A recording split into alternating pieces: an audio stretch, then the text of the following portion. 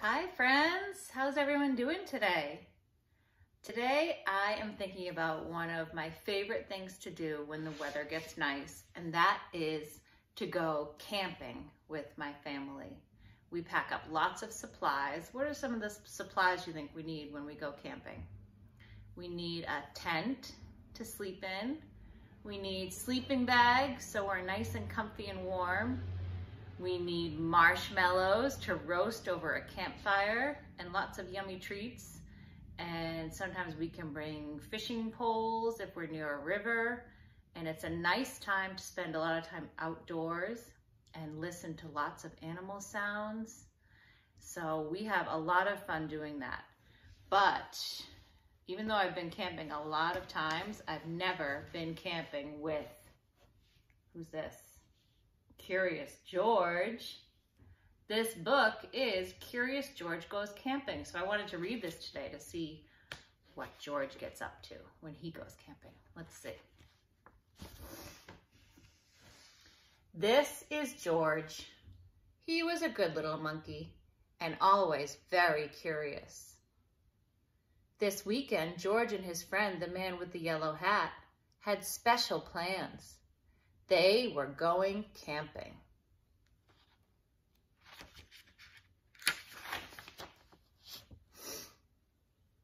At the campsite, the man with the yellow hat unpacked their gear, while George looked at all the tents. He saw tents for big families and one just the right size for a puppy. There were even tents on wheels. See that one on wheels? Would you like to help me put up our tent, George? The man asked. George was happy to help. It would not be hard to set up a tent, he thought. But it wasn't easy. George, why don't you fill our bucket with water at the pump, his friend suggested. We'll need it by our campfire later when we roast marshmallows. Marshmallows. George loved marshmallows. He couldn't wait to try them roasted. Now don't wander off and get into trouble, the man warned. But George did not hear him. He was already gone.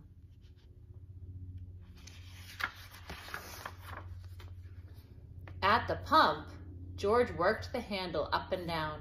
Soon his bucket was full. On the way back down the trail, he saw a family packing up. George watched a girl pour her bucket of water on a campfire. The fire sizzled out. George thought that looked like fun. He poured his bucket of water on the next campfire. Hey, yelled a camper, we weren't finished with that yet. The camper began to chase George, but George didn't mean to cause trouble. Now he only wanted to hide. He ran into the forest as fast as he could, but the camper's footsteps followed close behind. George ran faster and faster. The footsteps came closer and closer until suddenly they were passing George.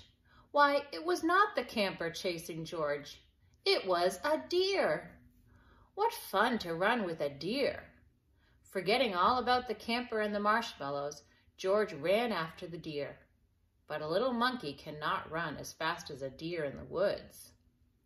Before long, George was lost and all alone. He felt tired and stopped to rest. At first he was worried. He was very far from camp. But there were lots of other animals to keep him company. He saw a lizard sunning on a rock and a squirrel chattering in a tree. Then he saw the tail of a black and white kitty peeking out from under a bush. He was curious. Would the kitty like to play? George gently pulled the kitty out. But it was not a kitty. It was a skunk, and it was scared. The skunk lifted its tail and sprayed. Whew! The spray smelled awful. The animals tried to get away. George wanted to get away too, but he could not. The smell was all over him. How would he ever get rid of this awful smell? He wondered. Too bad he could not take a bath in the woods.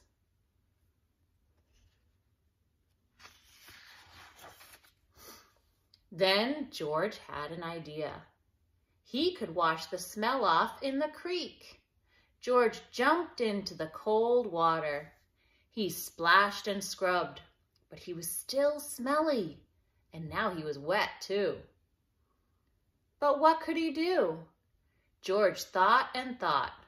If he climbed up a tree to dry off, would the smell blow away? No, even dry and high up in the tree, George did not smell better. Poor George! He wished he hadn't wandered so far from camp. He wished he were roasting marshmallows with his friend. Suddenly, George heard footsteps heading toward him. Someone was coming.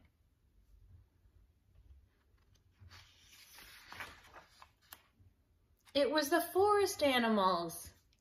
But they ran straight by him. They had seen something scary, and George saw it too. It was a fire. See all the smoke? George had gotten into trouble for putting out one fire, but this fire wasn't in the campground. This was an emergency. Quickly, George climbed down the tree and grabbed his bucket. He scooped it full of water in the creek. Then, being careful not to spill, he climbed back up and swung from branch to branch through the trees. When George got close enough to the fire, he reached down and poured the water on the flames. Out went the fire with a big hiss.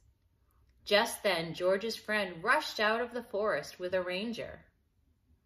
"George," he called, "I was afraid you would be here." "It's a good thing you were here, George," the ranger said. "We saw smoke from the campground, but you put this fire out just in time." George was glad to help, and the man with the yellow hat was glad to see that George was safe. But he had a funny look on his face.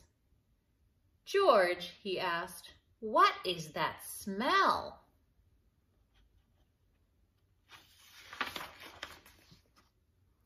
Back at the campsite, George's friend helped him get rid of the awful smell.